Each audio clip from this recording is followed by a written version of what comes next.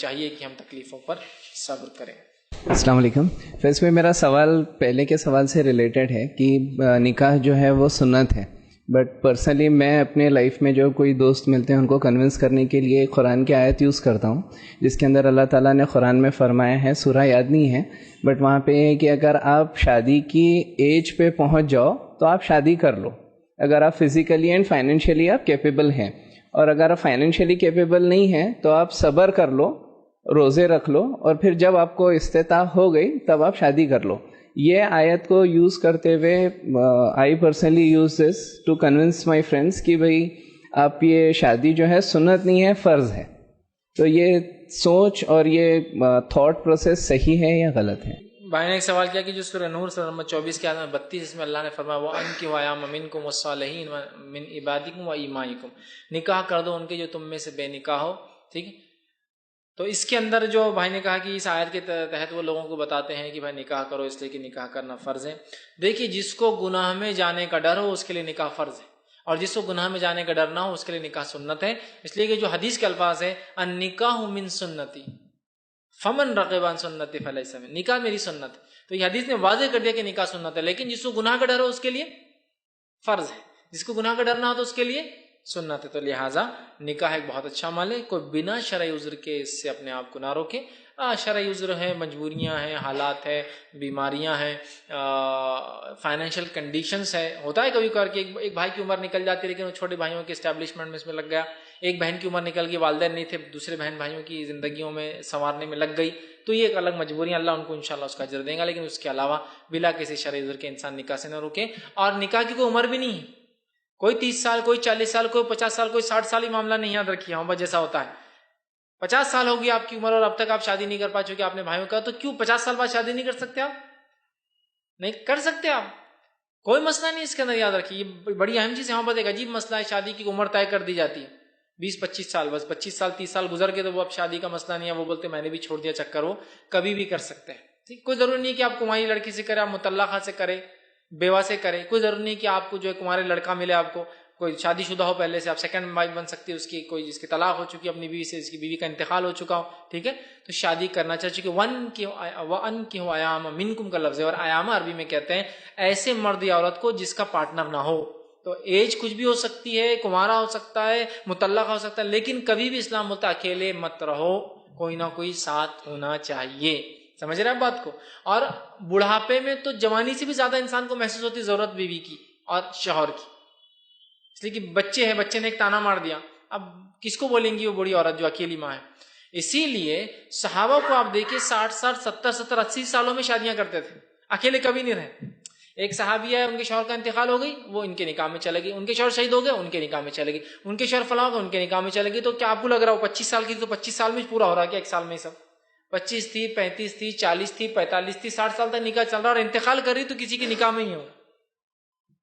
مطلب ایک عورت کے 2 2 3 3 4 4 شوہر ہے، ایک کا انتقال ہوا، سیکنڈ کا انتقال، تھرڈ کا انتقال، یہ ہوتا تھا. اکیلا کوئی نہیں رہتا تھا. سمجھ رہے آپ؟ اس لیے کہ وَأَنكِحُوا الْأَيَامَ مِنكُمْ قرآن کی آیت تھی کہ کر دو ان کے نکاح جو تم میں بے نکاح ہو، جوڑا بنا دو ان کا جو بے جوڑ ہو. اس کو عام زبان میں کہیں گے ایامہ کہتے ہیں بنا پارٹنر کے، زوج کے، مرد کے لیے اور بیوی، اور بیوی کے لیے شوہر. تو ہونا چاہیے ہر عمر میں، اور یہ ٹریڈیشن واپس ختم ہو گیا ہے. آج اگر سمجھو 50 سال کی کوئی عورت ہے جس کو بچے ہیں، بچوں کے بچے ہو جائیں گے 50 سال میں تو اس کے ہے نا، اور اگر اس کا شوہر مر جاتا ہے کیا سیکنڈ میرج کی اس کی اجازت ہے؟ بڈھی کو دیکھو یہ عمر میں بھی شادیاں کر رہی، یہ کر رہی، گندے خاندان سے تھی، گندی نیت کی تھی، گندی نظر کی تھی، فلاں تھی، پہلے سے ہوں گی، شوہر کو قتل کر دی دوسری شادی کے لیے، فلاں کر دی، بڈھا ہو کے بھی اس کی خواہشات ختم نہیں ہوئی، یہ نہیں ہوئی، وہ نہیں ہوئی، فلاں نہیں ہوئی، یہ ہے وہ ہے، کتنی باتیں ہوں گی. اگر وہ اس آیت کی طرح وَأَنكِحُوا الْأَيَامَ مِنكُمْ، کر دو نکاح جو بے نکاح ہو، کیوں نہیں ہو سکتا؟ عربوں میں آج بھی طریقہ باقی. میں نے ایسے کئی واقعات دیکھے، کئی ریئل لائف وہ دیکھے کہ دادی کا انتقال ہو گیا تو پوتے شادی کر کے لا رہے دادا کی.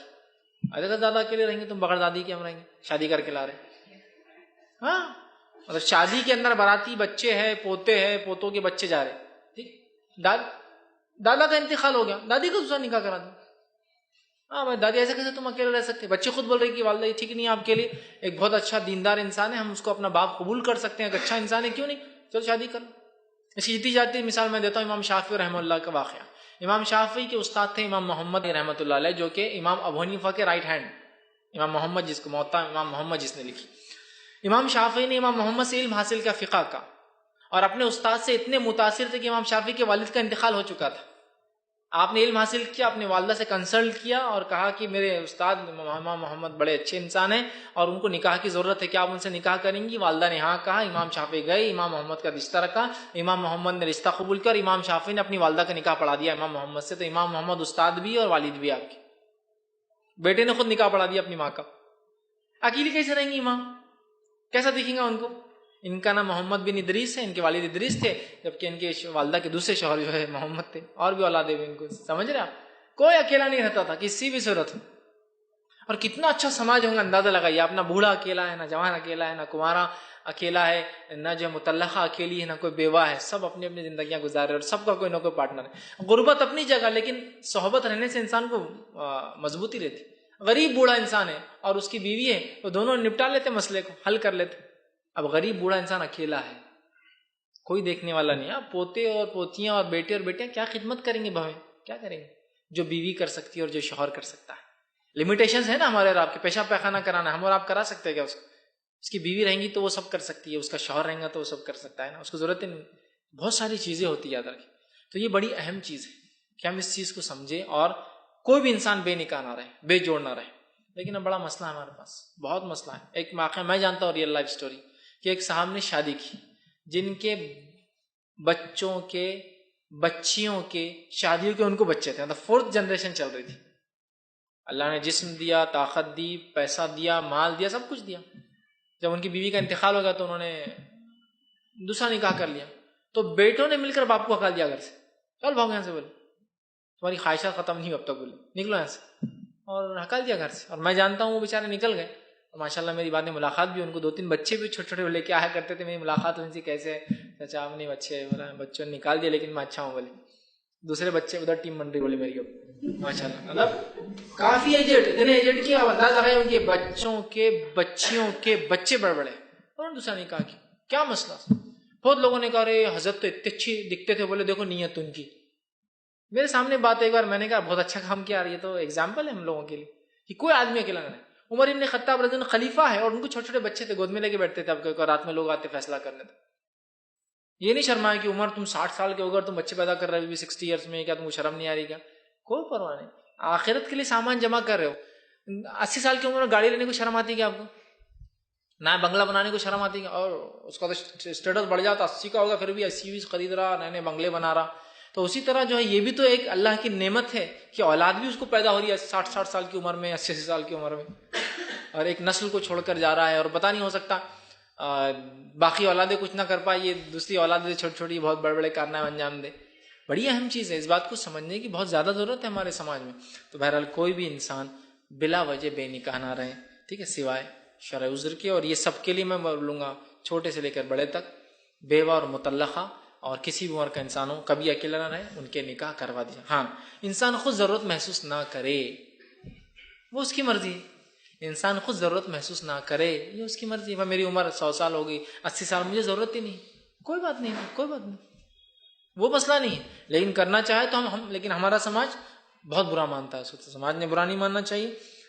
اگر کوئی انسان اسلام کے مطابق وہ کام کر رہا تو وہ کبھی کوئی غلط نہیں کر رہا، سب سے اچھا کام کر رہا ہے. لیسٹ بٹ میں بھی کبھی اس کو غلط مت بولیے آپ، اس لیے کہ اسے پوری شریعت غلط ہو، آپ سے الزام لگا رہے ہیں. اور اگر کوئی انسان اسلام کے خلاف کام کر رہا ہے تو جو بولنا ہے بولی ڈٹ کے اس کو. وہاں تو ہمارا منہ نہیں کھولتا. رشوت خوروں کے پاس کھانا کھا رہے جا کے دعوت میں، نہیں غلط نہیں بول سکتے، کھاؤ کھاؤ، چل کھاؤ، کچھ مت بولو ان کو.